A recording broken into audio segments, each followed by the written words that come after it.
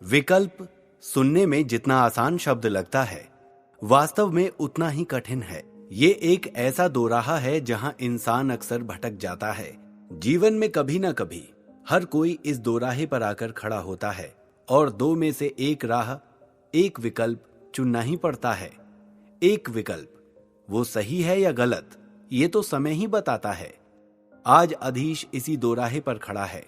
ललिता ने एक ऐसा प्रश्न उसके सामने रख दिया है कि वो इससे आगे कुछ सोच ही नहीं सकता। क्या है ललिता का सवाल और अधीश की दुविधा? क्या होगा अधीश का फैसला? ललिता रोए जा रही थी। अधीश धीरे से उठकर उसके पास गया और उसके आंसू पोंछे और उसके कंधे पर हाथ रखकर कहा, शांत हो जाओ ललिता, हम मिलकर कोई ना कोई रास्ता निकाल ही लेंगे। ललिता ने नजरें उठाकर पास खड़े अधीश को देखा। रोने के कारण उसकी आंखें लाल हो गई थीं। अधीश से उसकी नजरें मिली। उसे उन आंखों में एक भरोसा दिखाई दिया। हम क्या करेंगे अधीश? उसने पूछा। तुम अभी रोना बंद करो और मुझे सोचने दो, या मैं शुकमान से इस बारे में बात करूंगा, अधीश ने कहा। ललिता के बाद शुकमान ही तो था जो अधीश को अपना सा लगता था। अधीश, मैं तुमसे कुछ कहना चाहती हूं, ललिता ने उसकी आंखों में देखते हुए कहा। एक क्षण के लिए अधीश को लगा जैसे समय रुक गया हो। फिर उसने खुद को संभाला और बोला, हां ललिता, बोलो। नहीं, कुछ नहीं, अब मैं चलती हूं, ललिता ने कहा और एकदम से उठकर चली गई। अधीश उसे रोकना चाहता था, लेकिन नहीं रोक पाया। उसका बढ़ा हुआ हाथ हवा में ही थमकर वापस आ गया। ललिता चली गई थी, लेकिन अधीश को महसूस हो रहा था जैसे खुशबू का एक झोंका उसके कमरे में ठहर गया हो। थोड़ी देर वो उसी तरह दरवाजे पर खड़ा रहा और सोचता रहा। ललिता जैसी खुले दिमाग की लड़की जो कुछ भी कहने से हिचकिचाती नहीं, आज क्या कहते कहते एकदम चुप हो गई। हल्के से मीठे दर्द की एक टीस अधीश के दिल में उठी और उदास होकर उसने अपने कमरे का दरवाजा बंद कर लिया और एक बार फिर अपने काम में जुट गया। लेकिन अब अभ्यास में उसका मन नहीं लग रहा था और वो अमृत को पत्र लिखने बैठ गया। जब भी अधीश उदास होता, उसे अमृत की याद आती और वो एक पत्र उसके नाम लिख देता था। वासुदेव ने आने वाले बुधवार के लिए पूरी तैयारी कर ली थी। अपने कुछ विश्वस्त सैनिकों को लेकर वो खुद चंद्रनगर के लिए रवाना हो गया। सामंत रणधीर का पुत्र संग्राम भी उसके साथ था। जल्दी से जल्दी मेरे मित्र को लेकर आना और अपना ध्यान रखना वासुदेव, प्रकाश नगर से चलते समय विश्वनाथ ने कहा था। प्रकाश नगर से चंद्रनगर तक का सफर तो आसानी से तय हो गया था। चंद्रनगर से कुछ पहले ही वासुदेव ने सैनिकों को रोक दिया और एक सैनिक को भेजकर चंद्रनगर के गुप्तचरों को तैयार रहने को कहा। हम पूरी तरह से तैयार हैं, वहां से अधिपति कैलाश का संदेश आया। जयंत अधिपति के जरूरी सामान से भरी गाड़ियों को पहले ही चंद्रनगर से निकालकर कुछ दूरी पर जंगल में छिपा आया था। वो व्यापार के लिए अक्सर उस मार्ग से बहुत सी गाड़ियां लेकर आता जाता रहता था, इसलिए पहरेदारों ने उसको रोका भी नहीं। अधिपति, आपके जाने की पूरी व्यवस्था हो चुकी है, आप मेरी गाड़ी में बैठ जाइए, मैं आपको प्रकाश नगर पहुंचा दूंगा, जयंत ने कहा। विभूति भी उसके साथ ही था। नहीं बेटे, अब आगे की यात्रा मुझे अकेले ही करनी है। यदि पहरेदारों या मठ के सैनिकों को थोड़ा भी शक हो गया तो तुम्हारे परिवार का इस नगर में रहना मुश्किल हो जाएगा। अब तक की सहायता के लिए तुम्हारा बहुत बहुत धन्यवाद, लेकिन आगे मुझे अकेले ही जाना होगा, अधिपति कैलाश ने कहा। लेकिन अधिपति, जयंत कुछ कहने ही जा रहा था कि अधिपति ने उसे रोक दिया और बोले, तुम मेरी चिंता मत करो, पाणिक है ना मेरे साथ, अब अगर युद्ध भी होगा तो देखा जाएगा। ठीक है अधिपति, जैसी आपकी इच्छा। अधीश को मेरा संदेश दीजिएगा, कहिएगा मैं और विभूति उसे याद करते हैं। कहते कहते जयंत की आंखों में आंसू आ गए। अधिपति ने उसे गले से लगा लिया और देर तक उसकी पीठ थपथपाते रहे। अच्छा जयंत, विभूति, तुम दोनों अपने अपने घर जाओ, मैं भी कुछ देर में निकलूंगा, और छिपकर जाना, अधिपति ने कहा। जयंत और विभूति भारी मन से अपने घर लौट आए। पाणिक, चलने की तैयारी करो। अधिपति कैलाश ने पाणिक से कहा। तैयारी पूरी है अधिपति। शाम के समय काफी चहल पहल होती है और बाहर से लौटने वालों की भीड़ भी होती है। मुख्य द्वार पर तब वहां अधिक जांच नहीं की जाती। हम ठीक उसी समय वहां से निकलेंगे। पाणिक ने कहा। ठीक है, कार्तिक और प्रताप को भी तैयार रहने को कहो, अधिपति ने फिर कहा। वे प्रकाश नगर जाने के लिए बहुत उत्साहित थे, लेकिन ये भी चाहते थे कि आखिरी समय में कोई गड़बड़ न हो जाए, और इसीलिए सुबह से पाणिक से कई बार तैयार रहने को कह चुके थे। अब उन्हें बस शाम ढलने की प्रतीक्षा थी। आज सुबह से ही अधीश अभ्यास में लगा रहा और कक्षा के बाद ललिता को खोजने निकल पड़ा। मंदार के मुख्य भवन के पीछे बनी झील ललिता का प्रिय स्थान थी। उदास होने पर वो वहीं जाकर बैठती थी। अधीश ये बात जानता था। वो सीधा उस झील किनारे पहुंचा। ललिता सचमुच वहीं बैठी हुई थी। घुटनों को मोड़कर हाथों से बांध रखा था और उनमें मुंह छिपाए वो बैठी थी। उसका शरीर धीरे धीरे हिल रहा था। अधीश समझ गया कि ललिता रो रही है। वो और तेज कदमों से उसकी ओर बढ़ने लगा। ललिता के पास पहुंचकर पहले तो कुछ पल वहां खड़ा रहा।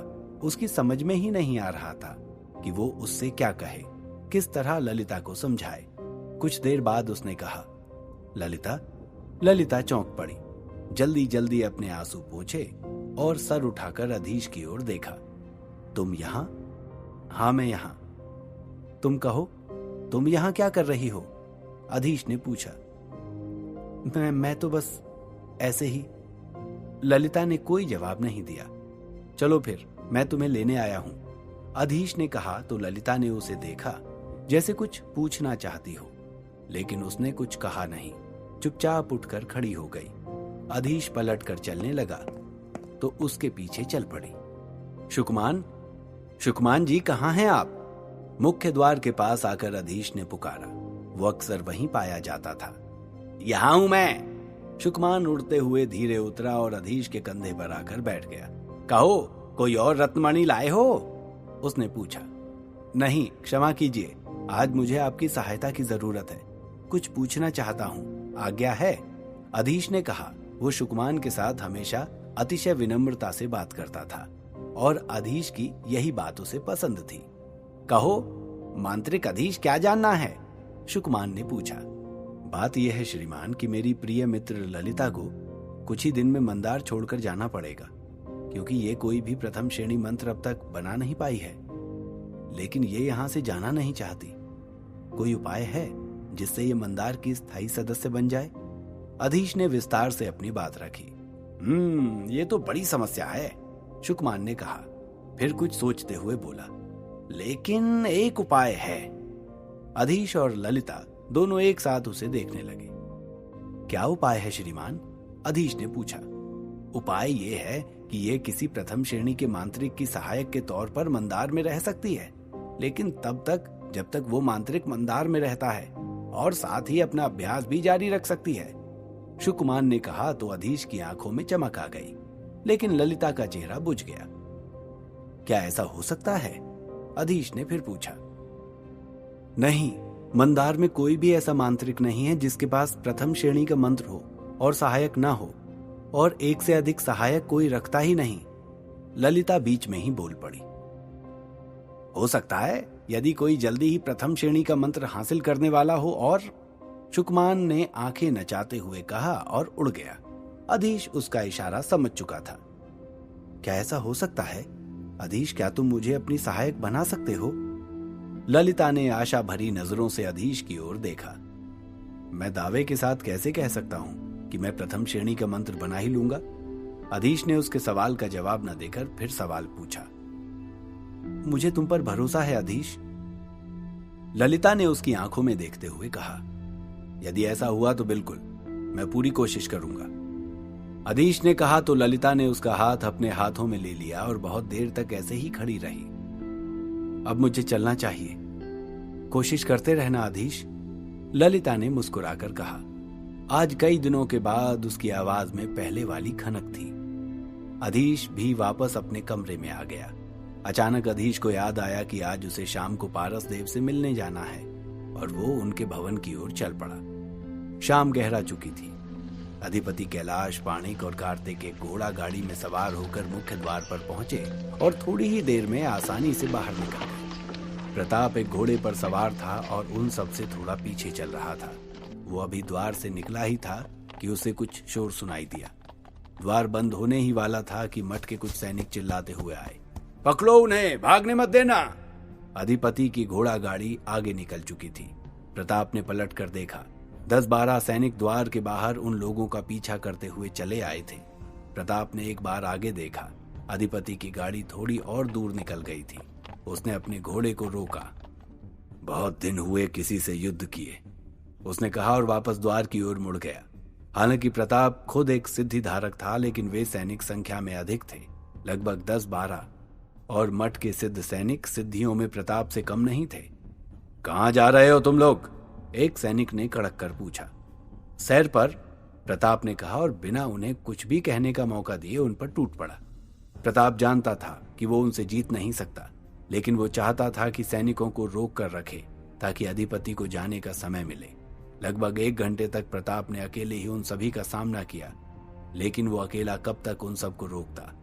तब तक नगर से दूसरे सैनिक भी वहां आ पहुंचे थे। घायल प्रताप जमीन पर पड़ा था और मठ के सैनिकों की बेबसी पर हंस रहा था। तू नरक में जा पापी! एक सैनिक चिल्लाया और अपना भाला प्रताप के सीने में घोंप दिया। फिर भी प्रताप के मुंह से चीख नहीं निकली और थोड़ी ही देर में उसके प्राण पखेरु उड़ गए। वासुदेव रास्ते में ही अधिपति के आने का इंतजार कर रहा था। जल्दी ही अधिपति वहां पहुंच गए। उन्होंने पलट कर देखा। प्रताप? पाणिक प्रताप नहीं दिखाई दे रहा।